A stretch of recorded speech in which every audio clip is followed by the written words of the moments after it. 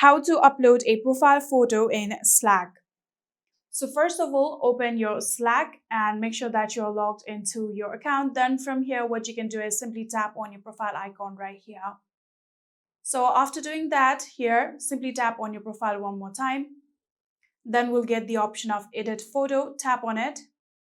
And then here we'll get two different options, view photo library or take a photo.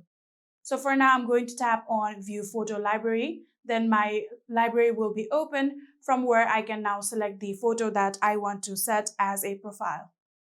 For example, I want to set this photo just like this. You can now adjust it. And after doing that, simply tap on choose.